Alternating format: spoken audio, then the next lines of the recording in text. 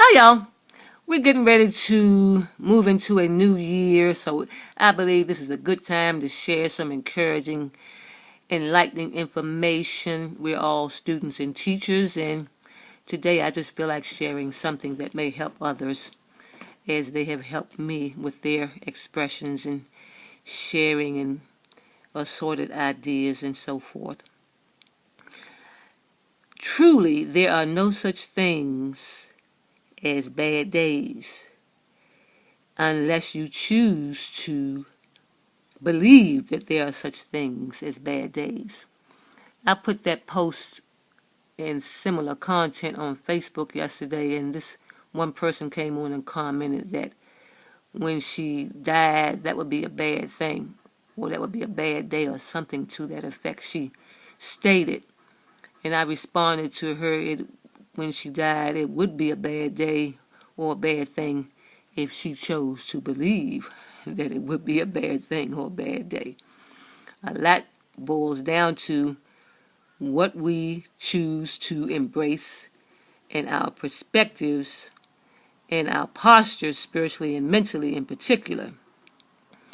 Also, I was told some time ago when I was in meditation mode that I no longer have problems. What they are called are occurrences. Occurrences that will be used to teach lessons, to open up new opportunities, to find new methods of solutions, and to help me to build up my strength muscles, mentally and spiritually in particular. So, no, I don't consider anything to be a problem anymore. I consider it to be, or them to be, opportunities for one thing or another, for various purposes and for assorted reasons. So I would strongly urge people to change how you think, change how you express, change how you believe, and dig in and discover the best ways to channel your mental faculties, to best reward your journeys, and to enrich your routes. And of course, people are going to do what they're going to do anyhow. I'm just sharing from my standpoint and from my varied experiences that it is wise and in our best interest to change our channels, alter our landscapes, and to choose new and improved ways to communicate.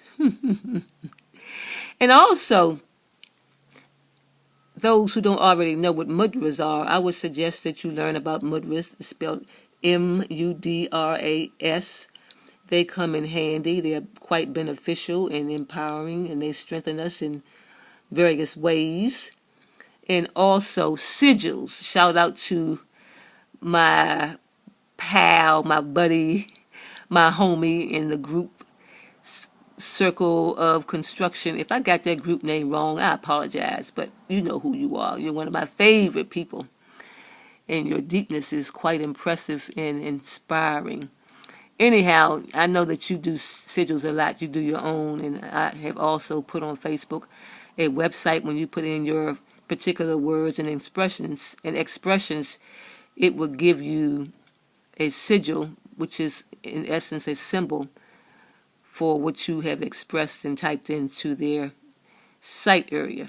And so I like that. So I do both. I have a book on sigils as well. I've done my own, wrote them down, and I've also used the ones in the book, and I've also went to that site and had at least one sigil made. So there are different ways to do sigils, but I would strongly urge people to get into them because they are powerful.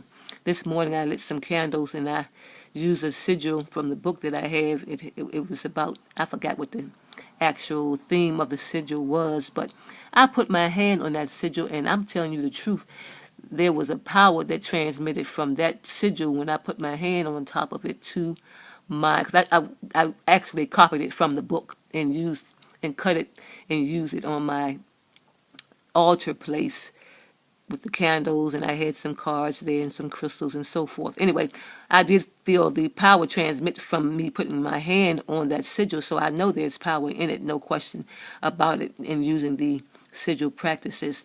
Also, I read somewhere, I can't recall where, that it's beneficial to our mentality and our spirits to do some coloring. So they have on sale on Amazon in particular. I saw some. They could be elsewhere too, but adult coloring books. And I prefer the large print ones because I don't feel like coloring in the little tiny spaces. So I got me some large print adult coloring books from Amazon. They only cost about $5.99, something like that, $3.99 or whatever. And so I've been coloring, and it helps the creative juices, people.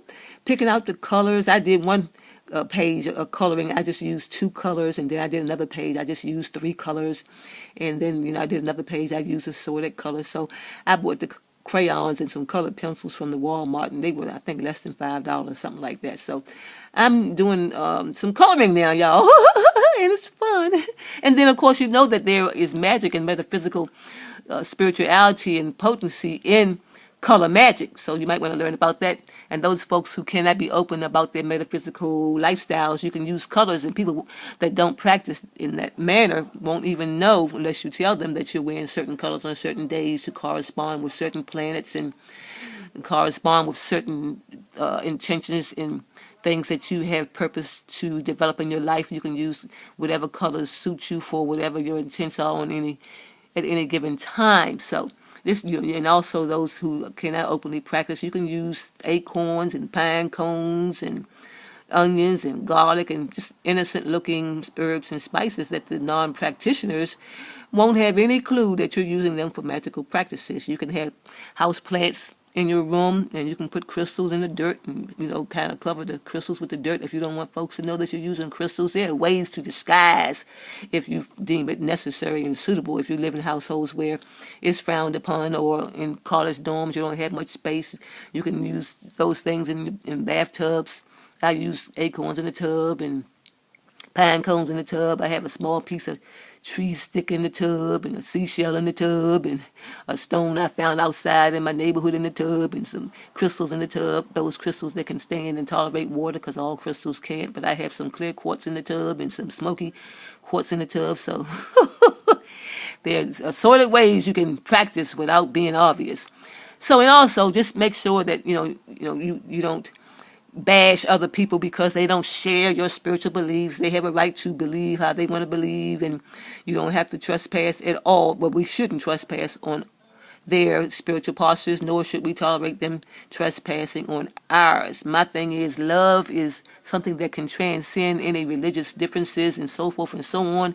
So just remember to be compassionate, and sometimes, compassion has to be thrown out the door, and you have to do some cussing out of people if they persist in aiming arrows at you unjustifiably. So again, balance is critical and vital, and learn how to recognize what needs to be done and when to everything. As they say, there is a season. There is no one size fits all.